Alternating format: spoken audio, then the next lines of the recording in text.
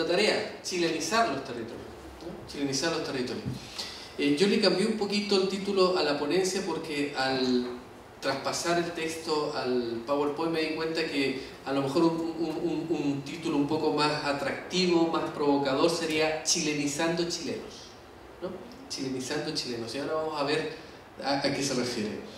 En sí, un poco como lo que ustedes ya habían escuchado, cuando llega el ejército chileno a esta zona, imbuido por una serie de ideologías y maneras de pensar, asociaron su llegada a una misión casi mesiánica, en que la llegada del Estado triunfador de la Guerra del Pacífico traía a esta zona que en ese entonces era el sur del Perú, el progreso y la civilización, ¿no?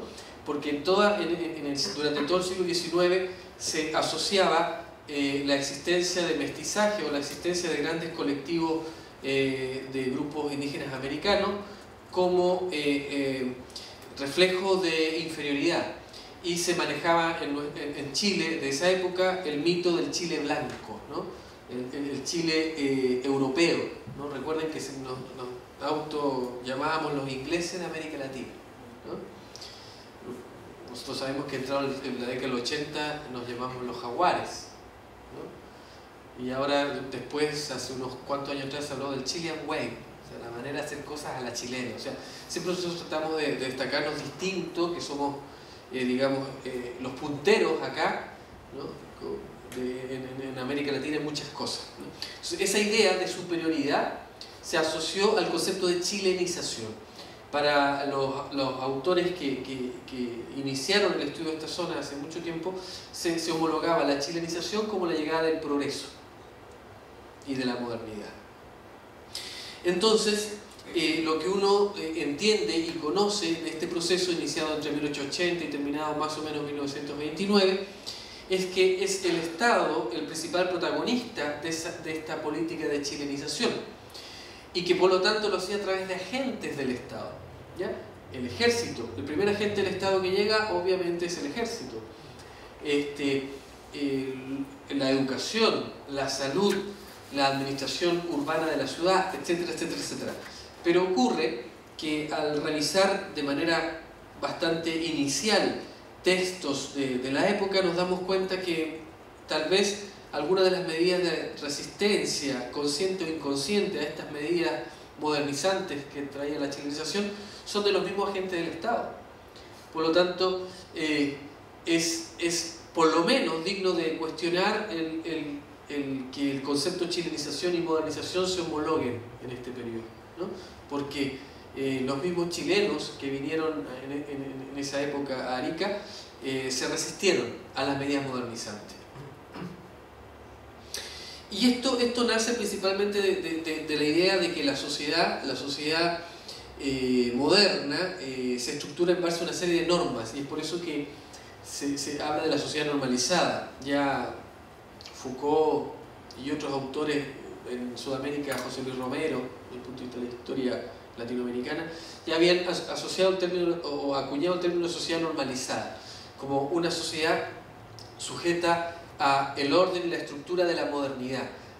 Lo clave en la modernidad, en el mundo moderno, es dominar el universo a través de la palabra, ¿no? Todo aquello que yo no puedo nombrar no existe. Todo aquello que no puedo someter al orden de la norma literal no tiene existencia en el mundo. Es por eso que todo aquello que se escapa de la reglamentación y de la normativa queda al margen de la sociedad normalizada y se transforma en la sociedad excluida o anómica, la que hay que traer a la normalidad. Según Nelly Richard, la modernidad se caracterizaba principalmente por categorizar la sociedad, categorizarla principalmente a través de la herramienta de la razón y el progreso, que es lo que regula el proyecto universalista. La modernidad tiende a la universalidad, al dominio de todo. ¿Y a través de qué? De la racionalidad, a través de la razón. Materializa el proyecto a través de la tecnificación de las condiciones de esta racionalidad. Una burocracia paso a paso, establecida, ordenada, esquemática. Todo tiene un proceder, un protocolo, ¿no? Entonces, Yo me universalizo, domino el universo a través de la palabra, a través de la razón, y cómo lo transformo en algo manejable o manipulable a través de protocolos de acción claramente establecidos. Y por último, este avance civilizador de la modernidad está ligado a un modelo desarrollista de progreso. Es decir, las sociedades premodernas, las sociedades previas a la modernidad, principalmente agrícolas, tienen una concepción del tiempo cíclica, ¿no? Del eterno retorno, el tiempo de las estaciones, ¿no? Por eso son más conservadoras, no cambian. En cambio, la sociedad moderna tiene la idea del tiempo del progreso, del eterno avanzar, de siempre hacia adelante, ¿no? Esa idea de progreso continuo es otro elemento que la modernidad viene a entregar como parte del concepto del dominio de la naturaleza, entre ellas el dominio del tiempo. Y como nosotros conversábamos, esta experiencia social nacida de la modernidad genera una serie de redes y de estructuras que no son otra cosa que estrategias de poder, ¿no? Estrategias de dominación, en las cuales aparecen como al margen de lo normal la enfermedad, el crimen, la sexualidad, todo aquello que se prescribe, ¿no? Que se proscribe, perdón, ¿no? Todo aquello que se mantiene al margen de la norma. El criminal es un antisocial. ¿Por qué? Porque es un opositor al orden social. La locura se aleja de la razón, de la racionalidad, etc. Entonces, ¿qué es la razón? ¿Qué es lo sano? ¿Qué es lo normal? Es una definición conceptual que nace desde la modernidad, que genera una experiencia social que se asocia a estrategias de poder, a dominación. ¿Ya? Según Sauquillo, que es uno de los historiadores, o mejor dicho, él en realidad es filósofo, pero ha escrito acerca de filosofía y historia, ha interpretado mucho a Foucault, y él plantea, a través de la interpretación que se hace de Foucault, que en el fondo el fin último de este proceso racionalizador de la modernidad es la producción histórica del hombre útil, uniforme y predecible. Ese es el hombre normal. Y se deja fuera al loco, al criminal, al enfermo. ¿Por qué? Porque el loco, el criminal y el enfermo quedan en el ámbito de la incertidumbre. En cambio, el hombre útil, uniforme y predecible me da certidumbre. Sé lo que va a ocurrir, ¿no? Esto aparece hasta cierto punto graficado en una película que tiene ya hace como 15 años, que es una de las pocas películas serias que hizo que hizo La Máscara, ¿cómo se llama? Jim Carrey, ¿no? Que se llamaba, que se trataba de un niño que nacía dentro de un escenario de una película y que crecía toda su vida normatizado a través de las normas de la película, ¿no? Truman Show. De Truman Show, ¿no? Que es un poco la caricaturización de este proceso, ¿no? Ahora, lo importante es dejar en claro que el Estado no es el único protagonista de esto, ¿no? Que este tipo de sistemas de estructuras de poder son atravesadas o interpretadas por diferentes agentes, como el profesor. Un profesor normatiza, el sacerdote normatiza, ¿no? El padre de familia normatiza, ¿no? Y no son necesariamente agentes estatales. Por lo tanto, esta relación de dominación no se asocia directamente con el Estado. Esto es importante tenerlo claro porque viene a ser la manera en que explicamos el proceso de chilenización de chilenos, ¿no? Y lo que hay que tener en claro es que hay algunos mitos que es bueno tenerlos presentes para no caer en ellos. El primer mito es el postulado de la propiedad. El poder no es propiedad de ningún grupo en particular, ¿no? Dentro de la estructura de la modernidad, el poder no está afincado a ningún grupo en particular. No está localizado tampoco, ¿no? Ni tampoco está subordinado ni a la economía ni a la política. Y tampoco se asocia directamente con la legalidad, porque la legalidad, el mito de la legalidad, en el fondo, lo que plantea es que este modelo modernizante no erradica lo ilegal, lo administra, ¿no? Por lo tanto, todos aquellos bolsones de ilegalidad, de insubordinación, existen dentro del modelo porque el modelo los permite y son funcionales al modelo. Entonces, como hablan las teorías críticas contemporáneas, o sea, el conflicto no es entre yo y el otro, porque el yo y el otro somos parte del mismo modelo. El verdadero matiz, la verdadera inflexión nace con lo otro, lo que está fuera del yo y el otro, ¿no?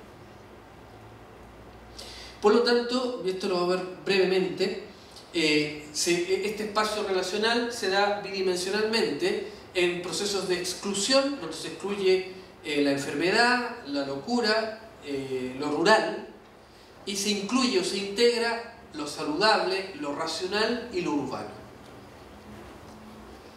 Desde el punto de vista de lo que estamos estudiando acá en Arica, las ciertas políticas sociales son las que tendían a tomar a esta sociedad excluida y llevarla a la sociedad normalizada. Políticas asociadas principalmente a la educación, a la salud y a la vivienda.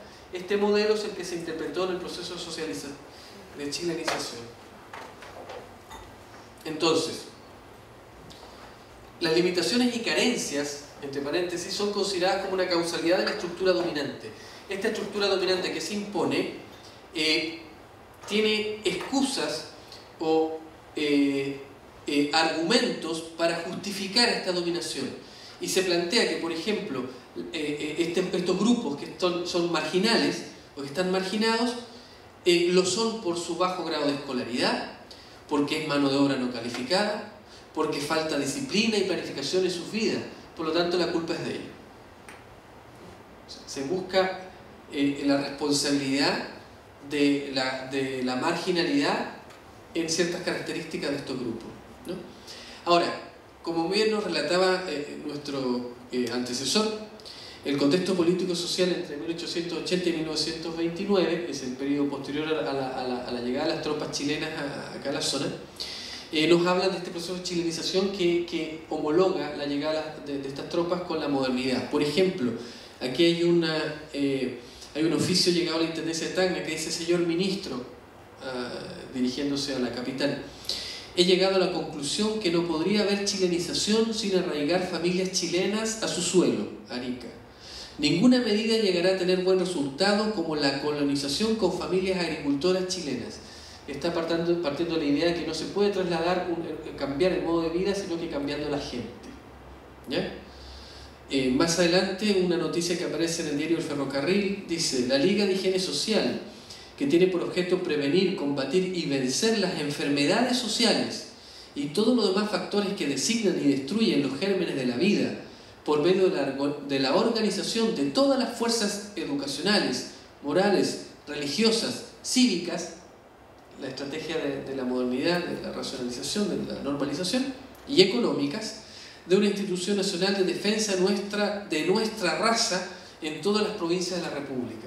Es decir, la imposición del modo de vida se está viendo no solo como la imposición de un modo de vida o de normativa de carácter social, sino de una imposición de una cultura, de una raza distinta. Se ve en términos raciales, ¿no? ¿Cómo esto se interpreta en el campo de la educación? En El Ferrocarril aparece en su página 3: el ministro de Instrucción Pública se esforzará en conseguir recursos para dotar de escuelas al país y también por la creación en las actuales escuelas normales, de cursos rápidos de 1 o 2 años de duración para dar solución al 1.200.000 analfabetos adultos. Se es absolutamente urgente transformarlos en ciudadanos útiles, ¿no? La Liga Protectora de Estudiantes Pobres, en conformidad a acuerdos tomados por la Sociedad de Instrucción Popular, institución muy requerida en Arica, que presta ayuda moral y pecuniaria a jóvenes dotados de capacidad. Estas corporaciones existen en todos los pueblos, aún en los menos importantes que en Arica, ¿no? Ahí se hace referencia a las instituciones colaboradoras del Estado. En torno a la idea de la urbanidad y las buenas maneras, artículo 22, que aparece publicado en El Ferrocarril acerca de una normativa de parte de la gobernación de Arica. Teniendo presente que el juego de carnaval está prohibido por los reglamentos de policía vigentes, decreto: se prohíbe durante los días de carnaval el juego de chaya con agua, esencia o cualquier otra materia que pueda ser perjudicial. El carnaval es un rompimiento de la normalidad, ¿no? Entonces había que prohibirlo. La alcaldía municipal decretó la modificación del artículo 59 de la Policía de Aseo. Los dueños de corrales, caballerizas o lecherías deben mantener en perfecto estado de aseo, extrayendo el guano y demás residuos los días lunes y viernes antes de las 12 a.m., la normalización de la vida cotidiana. Otra noticia del Ferrocarril: la policía ejercerá severa vigilancia a los carretones, cocheros, sobre pretexto de animar a la cabalgadura en presencia de la gente, usando expresiones groseras que ofendan a la moral pública y cultura social. Es decir, se normatiza hasta lo que grite el carretonero, ¿no? En torno a la salubridad, bueno, la Convención de Washington de 1905 planteaba de que si no se tomaban medidas sanitarias en la ciudad de Arica se iba a prohibir la llegada de cualquier carga de este puerto.